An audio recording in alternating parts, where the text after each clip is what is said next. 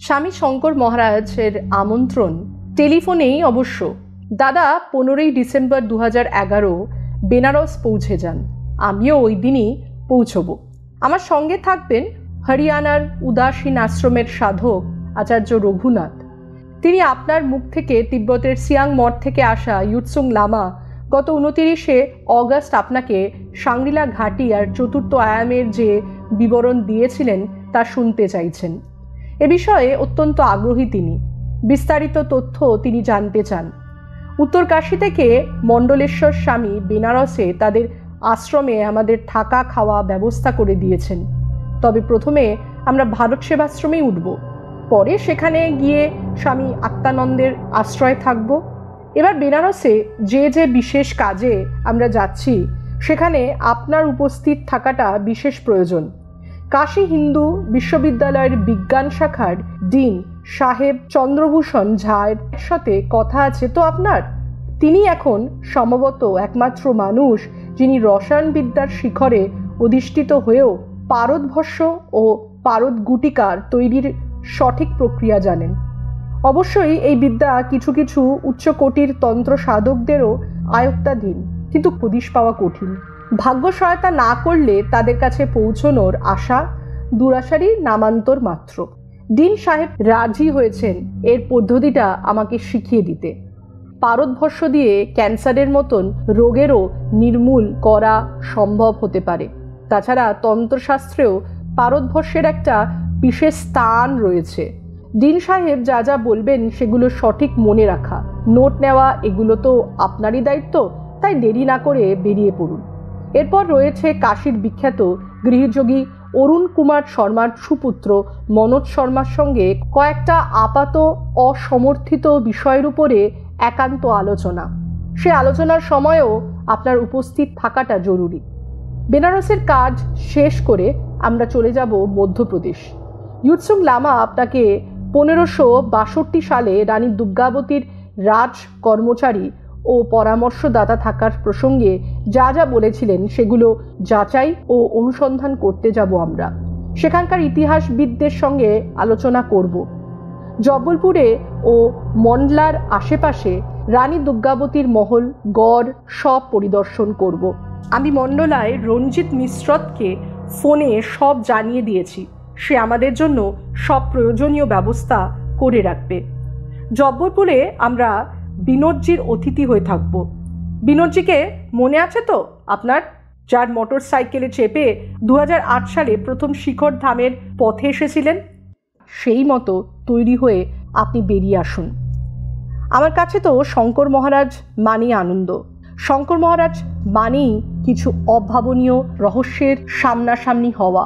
বিগত 4 বছর ধরে বারবার তো এমনটাই ঘটতে দেখে আসছি। যতবারই গিয়েছি তার কাছে কলম ধরার একটা নতুন খোরাক অবশ্যই পেয়েছি। তাছাড়া যেখানেই যাই না কেন তার সাথে থাকা খাওয়ার কোনো খরচ নেই। এমনকি ট্রেনের টিকিটের ব্যবস্থাও করে দেন। হাত খরচের টাকাও তিনিই দিয়ে দেন। আমি ভালোভাবেই জানি শঙ্কর মহারাজের নিজস্ব কিছুই নেই। ভগবান ভরসাতেই তার দিন চলে। তবুও কিভাবে যেন প্রয়োজনীয় সব কিছুই তার আয়ত্তাধীন। এসব বুঝিও না, বোঝার চেষ্টাও করি না। মানসিকভাবে যে স্তরে তারা পৌঁছে গেছেন আমরা সাধারণ মানুষেরা সেটা অনুভবই করতে পারবো না, কারণ ওটা একটা আলাদা জগৎ। তাই তো শঙ্কর মহারাজের ডাক এলেই বিনা দ্বিধায় পা বাড়িয়েই দিই। জানি কিছু নতুনত্বের আস্বাদন পাবই। এবারেও তাই হরি ওম তৎসৎ বলে বেরিয়ে পড়লাম। বেনারসে পৌঁছলুম দুপুরে। 3 ঘন্টা লেটে দুন এক্সপ্রেসে। শঙ্কর মহারাজ আর আচার্য রঘুনাথ এলেন প্রায় সন্ধ্যার পর 5 ঘন্টা লেটে। উপাসনা এক্সপ্রেসে। আমি আগেই ভারত সেবাশ্রম সঙ্গে উঠেছিলাম, তারাও তাই। এবার পরিচিত হবার সুযোগ হলো আচার্য রঘুনাথের সঙ্গে। সতীশ দাসজি মহারাজের ডান হাত তিনি। হরিয়ানার 350 একর জমির উপর তৈরি সুবিখ্যাত উদাসীন আশ্রম, সে আশ্রমেরই আচার্য তিনি। প্রথম দর্শনেই কেন জানি না মনে হলো তিনি আমার বন্ধু। ছোটোখাটো অথচ সুগঠিত চেহারা, পরনে শুভ্র বসন, উজ্জ্বল আর প্রিয় দর্শন, চোখ মুখের অভিব্যক্তি। ঘরে বসে প্রাথমিক পর্বের আলাপ পরিচয়ের পরেই তিনি আমাদের সামনে খুলে দিলেন 5 রকমের উঁচু মানের আলাদা আলাদা মিষ্টির প্যাকেট, 3 রকমের ভুজিয়ার প্যাকেট, প্রচুর কাজু কিশমিশ। তার মহানুভবতায় দিশাহারা হয়ে গেলাম। কাকে ছেড়ে কাকে ধরি। রাতের খাওয়া দাওয়া শেষের পরেও চলল আলাপচারিতা। ইউৎসুং লামার কাছে যা যা শুনেছিলাম রঘুনাথজিকে শোনালাম। তিনি আমাকে বললেন মধ্যপ্রদেশে যাবার টিকিট ফেরত দিয়ে তার সঙ্গে উদাসীন আশ্রমে যেতে। টিকিটের সব ব্যবস্থা তিনি করবেন। আমি অসহায়ের মতো তাকালাম শঙ্কর মহারাজের দিকে। তিনি বিনম্রভাবে রঘুনাথজিকে বললেন, মধ্যপ্রদেশের প্রোগ্রামটা অনেক আগে থেকেই ঠিক হয়ে আছে, সেখানে অনেকে অপেক্ষা করে আছেন। এখন হঠাৎ সেটা বন্ধ করে দেওয়া শোভনীয় হবে না। আমরা এপ্রিলে অবশ্যই তার কাছে যাব। সমস্যাটা এখানেই মিটে গেল। পরদিন সকালেই তৈরি আমরা 3 জন। দিন সাহেবের সঙ্গে অ্যাপয়েন্টমেন্ট আজ বেলা 10টায়। জীবনে প্রথমবার ঢুকলাম বিখ্যাত কাশী হিন্দু বিশ্ববিদ্যালয়ের ক্যাম্পাসে। যেখানে লেখাপড়ার কোনো ব্যাপার থাকে সেই জায়গা থেকে সর্বদাই আমি একটা নিরাপদ ব্যবধানে থাকি। সাহিত্য, ইতিহাস, ভূগোল ছাড়া শিক্ষা জগতের বাকি সব বিষয়ই আমার কাছে দুর্বোধ্য। এটা নিতান্তই সত্যি কথা। বিজ্ঞান শাখার ডিন হলেন শ্রদ্ধেয় চন্দ্রভূষণ ঝা। তিনি নিজে ভারতের একজন প্রখ্যাত রসায়নবিদ। অনুগ্রহ করে তার নিজের চেম্বারেই তিনি অপেক্ষা করছিলেন। চেয়ার থেকে উঠে যে আন্তরিকতার সঙ্গে তিনি আমাদের স্বাগত জানালেন এবং সযত্নে বসালেন, সেটা যেন বড় আপনজনের। পরের 3 ঘন্টা কিভাবে কেটে গেল তার বিস্তারিত বর্ণনায় যাচ্ছি না, কারণ রসায়ন বিদ্যায় আমার চেয়ে অজ্ঞ লোক সারা দেশে আর নেই।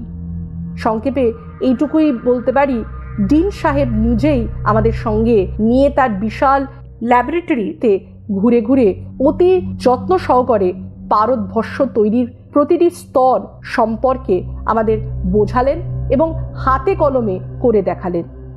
পারদভস্যের প্রয়োজনীয়তা বা গুরুত্বের কথাও বললেন।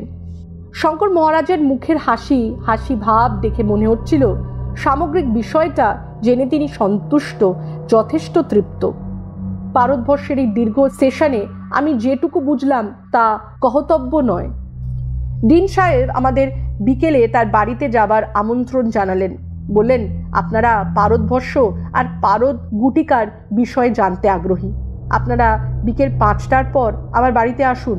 এই বিষয়ের উপর আপনাদের একটা কাহিনী আমি শোনাবো, যেটা আমি এই বেনারসেই একজন বিশিষ্ট গৃহযোগীর কাছে শুনেছিলাম।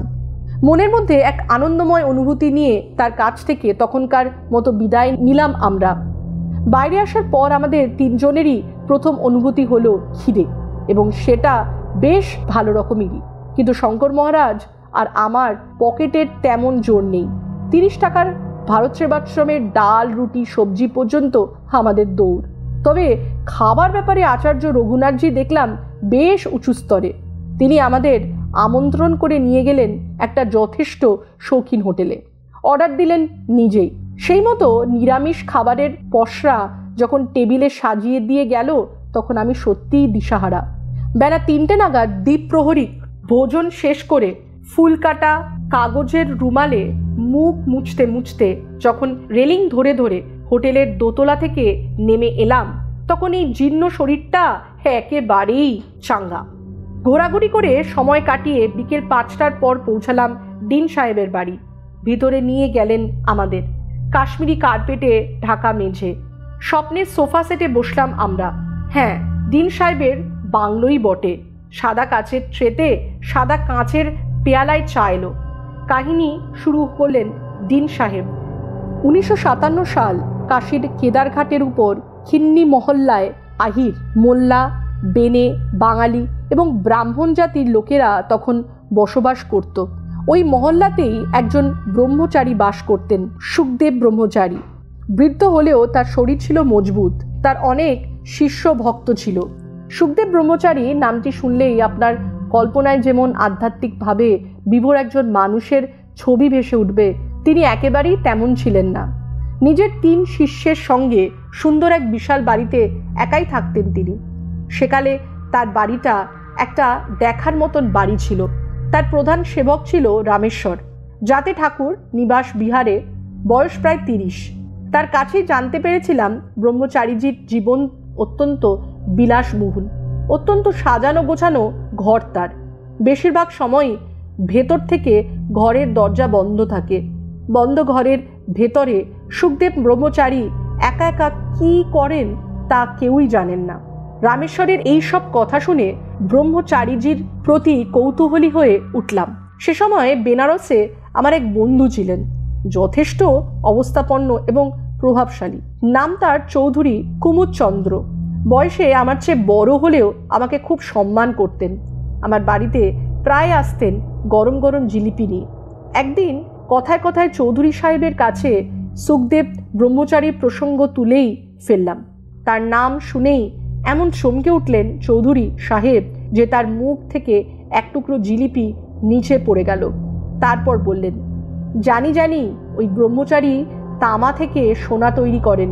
সেই সোনা খাঁটি হলেও ওজনে 2 তোলা কম থাকে, কারণ সোনার ওজন অন্য সব ধাতুর চেয়ে বেশি। তার কথা শুনে আমি সেদিন সত্যি অবাক হয়ে গিয়েছিলাম। তারপরে আরও অনেক কথাই জানতে পেরেছিলাম। শিষ্যরা কেউই আসলে সুখদেব ব্রহ্মচারীর ভক্ত নয়, তারা সকলেই তার গ্রাহক। তারা তার কাছ থেকে সোনা নিয়ে যেত, বিক্রি করে একটা অংশ তাকে দিত। বুঝতে আমার দেরি হয়নি যে ব্রহ্মচারীজি একজন গুপ্ত রসায়নবিদ। অবশেষে একদিন আমার ইচ্ছে পূর্ণ হলো। চৌধুরী সাহেবের এক ঘনিষ্ঠ বন্ধু আগরওয়াল সাহেব, যিনি ব্রহ্মচারীজির একজন মুখ্য গ্রাহক ছিলেন, তিনি চৌধুরী সাহেবের কথায় একদিন আমাকে ব্রহ্মচারীজির কাছে নিয়ে গেলেন। বিশাল 3 তলা বাড়ি, একতলায় সাধারণ বৈঠকখানা, মাঝের তলায় একটা বিরাট লম্বা চওড়া সুসজ্জিত কামরা। এখানেই তিনি তার বিশেষ গ্রাহক ভক্তদের সঙ্গে দেখা করেন। আদান প্রদানের কথাও এখানেই বসেই হয়। ওই কামরায় 3 দিকে উঁচু উঁচু কাঁচের জানলা, মাটিতে ইরানি কার্পেট বিছানো, আর ওই বহুমূল্য কার্পেটের উপর লম্বা চওড়া গদি পাতা, তার উপরে হলুদ রঙের রেশমি চাদর পাতা। উপর থেকে ঝুলছে বেলজিয়াম কাচের বড় বড় ঝাড়বাতি। দেওয়ালে টাঙানো আছে শঙ্কর ভগবান আর নাগার্জুনের বড় বড় তৈলচিত্র। সব দরজা জানলাই ঝুলছে দামি দামি রেশমি পর্দা। সুখদেব ব্রহ্মচারী রেশমি লুঙ্গি আর জর্জেটের হলুদ রঙের কুর্তা পরে বসে রয়েছেন পেল্লাই একটা তাকিয়া হেলান দিয়ে। গলায় ঝুলছে তার 5 নড়ির মোটা সোনার হার।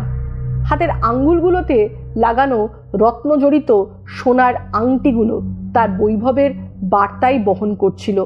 একথা এই জন্যই বলছি যে তাকে দেখে কখনোই আমার একজন ব্রহ্মচারী বলে মনে হয়নি। দাড়ি গোঁফ সবই পরিষ্কারভাবে কামানো, চোখে একটা বিশেষ ঝলক, যার অর্থ আমি বুঝিনি। অগরওয়াল সাহেব তার সঙ্গে আমার পরিচয় করিয়ে দিলেন। এরপর কথা হতে থাকলো। আমি তাকে সোজাসুজি প্রশ্ন করলাম, আমি শুনেছি আপনি নাকি রসায়ন শাস্ত্রের সাহায্যে তামাকে স্থায়ী রূপে সোনাতে পরিবর্তিত করতে পারেন। আমার প্রশ্ন শুনে তার চোখের উজ্জ্বলতা বেড়ে গেল। কিছুক্ষণ স্থির দৃষ্টিতে তাকিয়ে রইলেন। তারপর বললেন, আমার বয়স 90 পার হয়ে গেছে। এর মধ্যে পুরো 50 বছর আমি রসায়নের অন্বেষণ করেছি, সাফল্য পেয়েছি।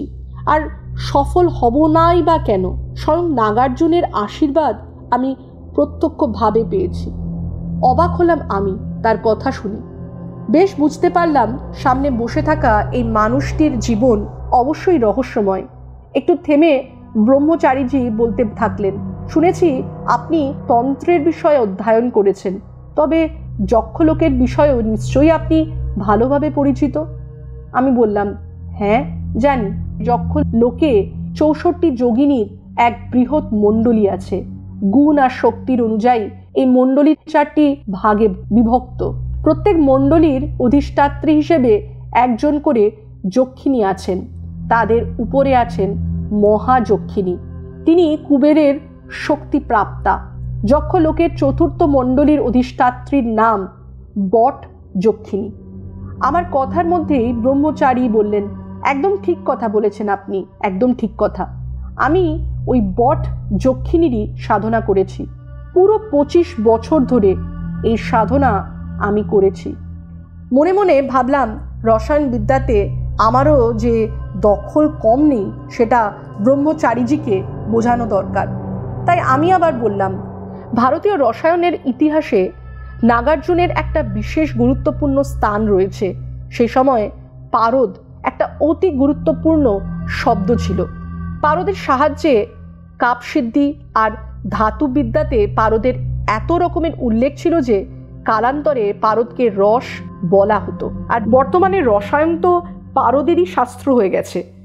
ব্রহ্মচারীজি অল্প হেসে বললেন, আপনার অধ্যয়ন যথেষ্ট গভীরতা আছে, আপনার অনুভবও সত্য। শৈবতন্ত্র অধ্যয়নের সময় আমি পারদের উপর বিশেষ মনোযোগ দিয়েছিলাম। আপনি কি তারবীজ আর হেমবীজের সঙ্গে পরিচিত? হ্যাঁ, পূর্ণরূপে, বললাম আমি। এই দুয়ের সহায়তায় সামান্য পদার্থকে সোনা বা রূপোয় পরিবর্তিত করতে পারা যায়। ভারত ছাড়া অন্যান্য দেশেও একসময় এই রসায়নবিদ্যার খুবই প্রসার হয়েছিল। হেমবীজের নামেই লোকে এই বিদ্যাকে হেমবতী বিদ্যা বলতো। বাস্তবে হেমবতী বিদ্যা তন্ত্রের সঙ্গে সম্বন্ধিত। এই বিদ্যার যে শক্তি তন্ত্রে তাকে বলে হেমবিতা। গন্ধর্বতন্ত্রে হেমবতীর সাধনা আর সিদ্ধির বর্ণনা রয়েছে। এমনিতে তো গন্ধর্বতন্ত্র এখন পাওয়া যায় না, তবে একবার ঘটনাচক্রে ওই বই পড়ার সুযোগ হয়েছিল। সেই বইয়ের হেমবতীর তৈলচিত্রও ছিল। দেবী স্বর্ণকমলের উপর পদ্মাসনের মুদ্রায় বসেছিলেন। মাথায় ছিল তার স্বর্ণ মুকুট। উপরের দুটো হাত দিয়ে তিনি একটি সুবর্ণ কলস ধরেছিলেন, তার মধ্যে রয়েছে স্বর্ণকমল। নিচের দুটো হাত থেকে স্বর্ণকণা ঝরে ঝরে পড়ছে। ব্রহ্মচারীজি যথেষ্ট মনোযোগ দিয়েই আমার কথা শুনছিলেন। এতক্ষণে তিনিও বুঝে গেছেন যে এই গূঢ় বিষয়ে আমারও কিছু জ্ঞান আছে। আমার কথায় তার আগ্রহ দেখে জানতে চাইলাম, নাগার্জুন সম্বন্ধে আপনি কি জানেন? ব্রহ্মচারীজি বলেন, নাগার্জুন নিজের সময়ে ছিলেন একজন বিখ্যাত রসায়নবিদ। তার খ্যাতির সুগন্ধ ভারত ছাড়াও তিব্বত আর চীনেও ছড়িয়ে পড়েছিল। এই কথা 3 দেশেই ছড়িয়ে পড়েছিল যে তিনি রসায়নবিদ্যায় একজন মহাপণ্ডিত। সেই সঙ্গে সোনা তৈরির কলায়ও অতি দক্ষ। এই বিদ্যার সুবাদেই তিনি নালন্দার অধ্যক্ষ হয়েছিলেন। তিব্বতেও তিনি বেশ কিছু সময় কাটিয়েছিলেন। তিব্বতে এমন অনেক গ্রন্থ পাওয়া যায় যার মধ্যে রসায়নশাস্ত্রের বিভিন্ন প্রয়োগ বর্ণিত আছে, কিন্তু সবচেয়ে বেশি গুরুত্বপূর্ণ বৌদ্ধতন্ত্রের, যার লেখক স্বয়ং নাগার্জুন। বৌদ্ধ ধর্মের মহাযান সম্প্রদায়ের যে তন্ত্রপক্ষ আছে সেটা রস রত্নকার নামে নাগার্জুনের একটি প্রসিদ্ধ গ্রন্থ। আমি বললাম, এখানে একটা কথা বলে রাখি। তিব্বতের সিয়াং মঠে নাগার্জুনের পূর্ণাঙ্গ তৈলচিত্র টাঙানো আছে। সেখানে তার রচিত রস রত্নাকরের একটি প্রতিলিপি রয়েছে। সম্ভবত সেটাই মূল বইটি। সৌভাগ্যবশত আমি ওই বইটি গভীরভাবে অধ্যয়ন করেছি। আপনি তিব্বতে ছিলেন? অবাক বিস্ময়ে চোখ বড় বড় করে ব্রহ্মচারীজি জানতে চাইলেন। এবার সত্যি তিনি আশ্চর্য হয়ে গিয়েছিলেন। হ্যাঁ, আমি বললাম, গুহ্যবিদ্যার জ্ঞানের অনুসন্ধানের জন্য আমি তিব্বতে হিমযাত্রা করেছিলাম এবং 3 বছর সেখানে কাটিয়েছিলাম। এই রস ও রত্নাকর প্রসঙ্গে একটা ঘটনা আপনাকে শোনাচ্ছি। নাগার্জুন মানব ও প্রাণীর হিতের জন্য 12 বছর ধরে কঠোর সাধনা করেছিলেন। এই সময়ে তিনি বটযক্ষিণীর সেবা ও সাধনা করতেন। নাগার্জুন দেবীর কাছে প্রার্থনা করেছিলেন, হে দেবী, যদি তুমি সত্যিই আমার প্রতি প্রসন্ন হয়ে থাকো তাহলে তুমি আমাকে রসবন্ধ অর্থাৎ পারদ বন্ধনের বিধি বলে দাও, যা 3 লোকেই দুর্লভ। তখন দেবী বললেন, আমি তোমাকে এমন পদ্ধতি বলে দেব যার দ্বারা পারদের সাহায্যে যে কোনো ধাতুকে তুমি সোনায় পরিবর্তিত করতে পারবে। এরপর তিনি পারদভস্যের সাহায্যে যে কোনো ধাতুকে সোনায় রূপান্তরিত করতে পারতেন। শুধুমাত্র তাই নয়, এমন গুটিকাও তৈরি করেছিলেন যা নিয়ে রোগ, জরা, মৃত্যুর বাধাও অতিক্রম করা যায়। এটাও বলে রাখছি, তিব্বতের সিয়াং মঠে, চক্রেশ্বরী মঠে ভগবান তথাগতের যেসব বড় বড় সুবর্ণ মূর্তি রয়েছে সেগুলো এই রস রত্নাকারের সহায়তাতেই বানানো হয়েছে। ব্রহ্মচারীজি বললেন, হ্যাঁ, আপনার কাছে সঠিক তথ্যই রয়েছে, তবে যেটা আপনার জানা নেই সেটা হলো নাগার্জুনকে আমি দর্শন করেছি, তার আশীর্বাদও পেয়েছি। এবার আমার হতবাক হবার পালা। নাগার্জুন, সে তো শত শত বছর আগের কথা, তার দর্শন আর আশীর্বাদ আপনি পেলেন কিভাবে? আমি অনুভব করলাম এর মধ্যে অবশ্যই কোনো গভীর রহস্য আছে। ব্রহ্মচারীজি শুরু করলেন তার কথা। তিনি বললেন, দেখুন, শরীর হলো লৌকিক, তাই তাকে স্থির রাখার জন্য লৌকিক উপায় হওয়া দরকার। আর সেই লৌকিক উপায় হলো পারদ। পারদের প্রচলিত নাম হলো পারা। পারদভস্য যেমন সেবন করলে শরীর স্থায়ী রূপে নিরোগ, সুস্থ আর দিব্য হয়ে যায়, কালের প্রভাবও শরীরের উপর পড়ে না। বলাই বাহুল্য, পারদের সার্থকতা এটাই যে এর প্রয়োগ সংসারের সব দুঃখ কষ্ট থেকেই মুক্ত রাখে। বহু দুরারোগ্য রোগ পর্যন্ত এই পারদভস্যের প্রয়োগে সম্পূর্ণ নির্মূল হয়ে যায়। মহান যোগীদের দীর্ঘজীবী আর অসীম ক্ষমতাশালী হবার অন্যতম কারণই এই পারদ। পারদ আর অভ্রক, এই দুয়ের মিশ্রণে যে ভস্য তৈরি হয় সেটা শরীরকে দিব্য বানিয়ে দেয়। মানুষের মধ্যে অলৌকিক শক্তিরও আবির্ভাব হয়। মানুষ আকাশপথে গমন করতে পারে, বহু বহু দূরের দৃশ্য পরিষ্কার দেখতে পায়, বহু দূরের কথাও শুনতে পায়, ইচ্ছামতো সকলের কল্যাণ করতে পারে। 200-300 বছর সুস্থ শরীরে বেঁচে থাকা কোনো অভাবনীয় ব্যাপার নয়। এমন অনেক যোগী রয়েছেন যাদের বয়স 500-এর চেয়েও বেশি। প্রথমে পারদকে সিদ্ধ করতে হয়, তার জন্য 18 রকমের সংস্কার আছে। যদি সঠিক প্রক্রিয়ার বিশুদ্ধ পারদভস্য তৈরি করা যায় তবে সেই ভস্য লোহায় ঘষলেই সে লোহা সোনায় পরিবর্তিত হয়ে যাবে।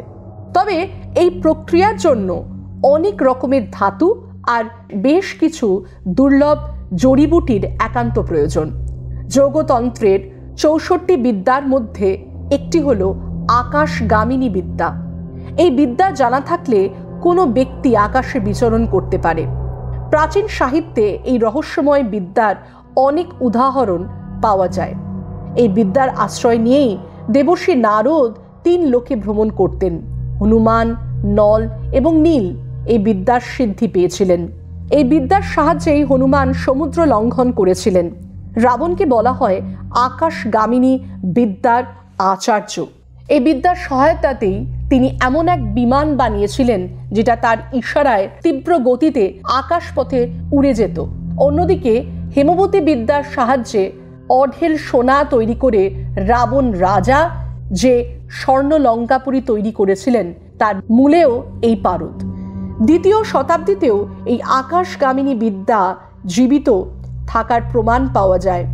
উত্তর ভারতের আর্যাবত প্রান্তে নাগ বংশের অনেক প্রতাপশালী রাজা ছিলেন।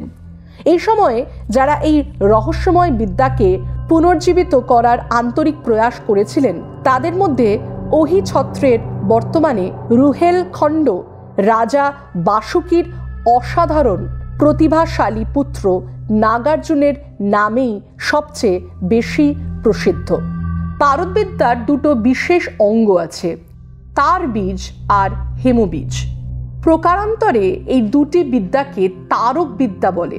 হেমবতী বিদ্যা হল স্বর্ণ নির্মাণ সম্বন্ধীয় আর তারক বিদ্যা আকাশ গমন সম্বন্ধীয়। এই 2টো বিদ্যাই কিন্তু পারদের উপর আধারিত। একটু থেমে ব্রহ্মচারীজি বললেন, আপনি নিশ্চয়ই জানেন সম্পূর্ণ প্রকৃতি, পৃথিবী, জল, অগ্নি, বায়ুর আকাশ এই 5টি তত্ত্বের সংযোগের তৈরি হয়েছে। পারদে 5টি তত্ত্বই সঞ্চিত রয়েছে। ওর উপরে অন্য পদার্থের চমৎকারী প্রভাব পড়ে।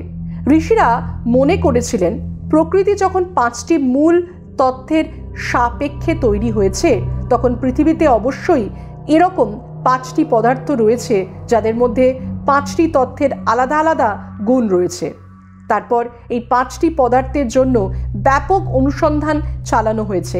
এই খোঁজ এবং পরীক্ষার ফলেই আকাশ তত্ত্বের সমস্ত গুণ অভ্রের মধ্যে পাওয়া গেল।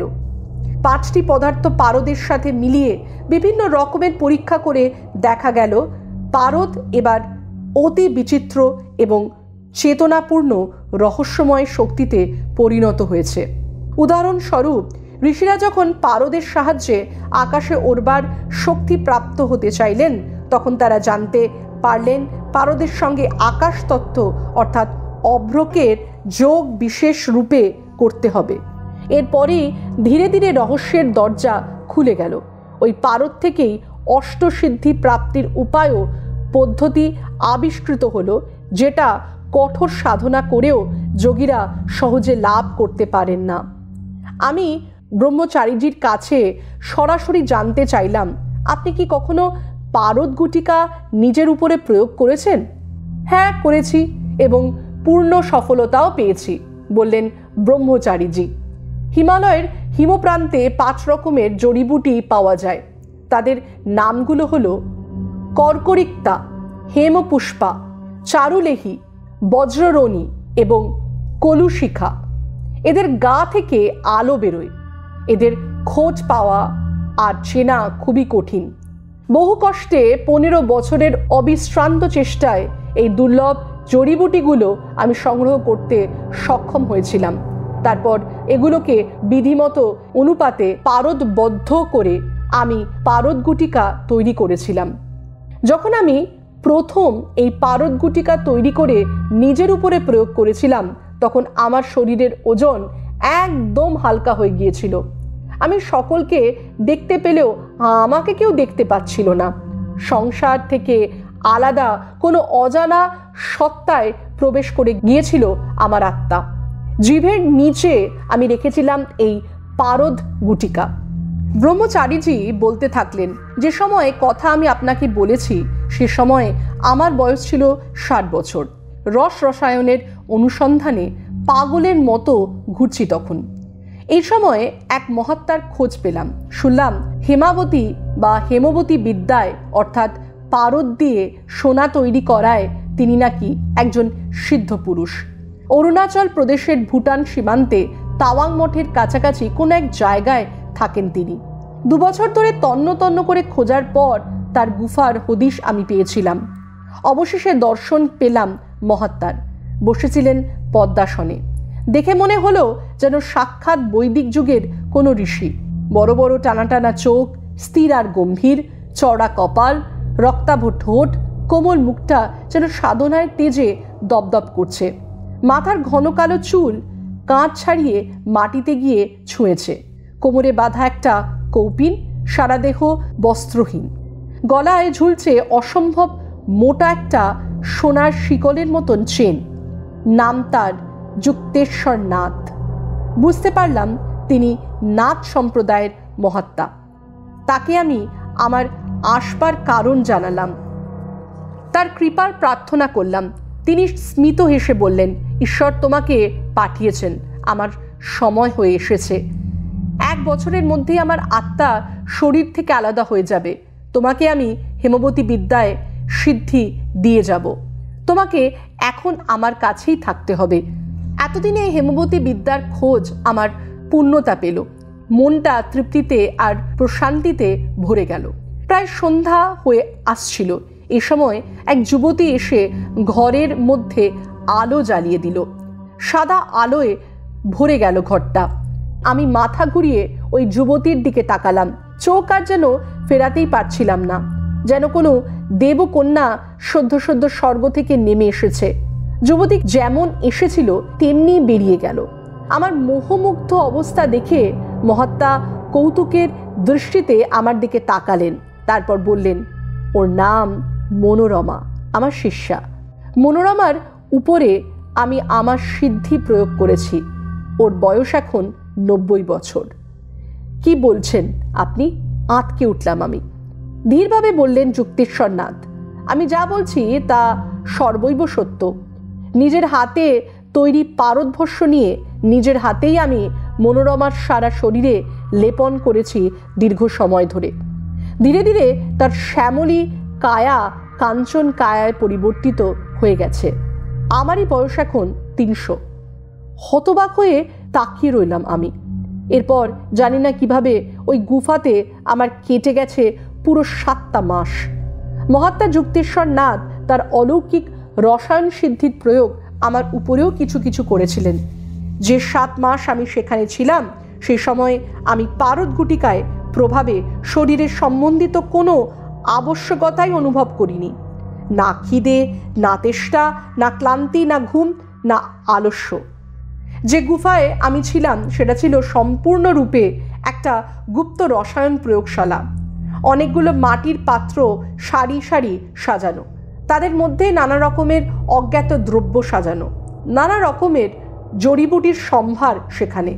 একদিকে উঁচু আগুনের ভাটি, উপরে বড় লোহার কড়াইয়ে প্রায় কোনো রাসায়নিক দ্রব্য পাক দেওয়া হতো। সব মিলিয়ে গুফার ভেতরের একটা আজব ধরনের পরিবেশ ছিল। সেটা ছিল শুক্লপক্ষের রাত। চতুর্দশীর রূপলি চাঁদ সবে কিছুটা উপরে উঠেছে। চারিদিকে নীরবতা। গুফার বাইরে বেরিয়ে একা একা কিছুক্ষণ ঘুরলাম। তারপর চুপচাপ একটা জায়গায় বসে রইলাম। বোধহয় প্রায় মাঝরাত। হঠাৎই আমার দৃষ্টি বাঁ দিকে ঘুরে গেল। দেখলাম একটা ছায়া কখনো দ্রুত গতিতে, কখনো ধীর গতিতে নীল আকাশে ঘুরে বেড়াচ্ছে। একটু পরেই সেটা স্পষ্ট হয়ে গেল। চিনতে কোনো ভুল হয়নি আমার। ওটা মনোরমা, একটা স্বর্ণবর্ণা সুন্দর আর কমনীয় যুবতীর কায়ায় রূপলি চাঁদের আলো ঠিকরে পড়ছে। বড় অদ্ভুত আর সুন্দর দৃশ্য ছিল সেটা। আর খোলা চুলগুলো হাওয়ায় উঠছে আর ঝলমল করছে। আচমকা তীব্র গতিতে এগিয়ে গেল মনোরমা, তারপর যেন শূন্যে বিলীন হয়ে গেল। পরের দিন মহাত্মার কাছে ঘটনাটা বললাম। তিনি বললেন, পারদ সিদ্ধি থাকলে যে কোনো কার্যসিদ্ধি হওয়া সম্ভব। এরপর সে রাতেই তিনি আমাকে বিধিবৎ স্পর্শ দীক্ষা দিলেন। কয়েকটা দিন পরের কথা। স্পর্শ দীক্ষার মাধ্যমে মহাত্মা আমাকে রসায়নবিদ্যার এক অলৌকিক শক্তি প্রদান করেছেন। এবার আমার ঘরে ফিরে যাবার পালা। সেদিন রাতে একান্তে বসে আছি, হঠাৎ দেখলাম একটা হলুদ আভা এক জায়গায় জমাট বাঁধছে। দেখতে দেখতে সেটা একটা দিব্য জ্যোতিতে রূপান্তরিত হয়ে গেল। ওই দিব্য জ্যোতির থেকে বিভিন্ন রঙের রশ্মি ফুটে বেরোতে লাগলো। তার চারিদিকে একটা মণ্ডলাকার সাদা প্রভা, সেটা আপনার থেকেই ঘুরছিল। ধীরে ধীরে সেই জ্যোতি একটা বিশেষ মানবাকৃতির রূপ নিতে থাকলো। দেখতে দেখতে আমার চোখের সামনে একজন অতি সুন্দর দিব্য পুরুষ প্রকট হলেন। যথেষ্ট লম্বা চেহারা, গৌরবর্ণ, ভ্রমর কালো চোখ, পরনে রেশমি বস্ত্র, কানে কুণ্ডল, গলায় চমকাচ্ছে রত্নখচিত সোনার মালা, মাথায় রেশমের মতন ঘন কালো চুল, মাথায় একটা গৈরিক রঙের পাগড়ি। চিনতে আমার একটুও দেরি হলো না। এর ছবি আমি বহুবার দেখেছি। তিনি ছিলেন প্রসিদ্ধ আর সিদ্ধ রসায়নবিদ স্বয়ং নাগার্জুন। ক্ষণমাত্রের জন্যেই আমি দর্শন পেলাম তার। তারপরেই চারিদিক আবার গহন অন্ধকারে ডুবে গেল। সন্ধে হয়ে এসেছিল। ব্রহ্মচারীজি আশীর্বাদ করে বললেন, আপনি সত্যিই একজন সিদ্ধ অনুসন্ধানকারী। আমার আশীর্বাদ আপনার সাথে রইল। আমি তাকে প্রণাম করে বিদায় নিলাম। এই পর্যন্ত বলে থামলেন ডিন সাহেব। বললেন, তারপর থেকে পারদ নিয়ে আমি বিভিন্ন পরীক্ষা করেছি এবং শুদ্ধ পারদ ভস্য তৈরি করার প্রক্রিয়াও পেয়ে গেছি। গভীর কৃতজ্ঞতা জানিয়ে ডিন সাহেবের কাছ থেকে এবারকার মতো আমরা বিদায় নিলাম।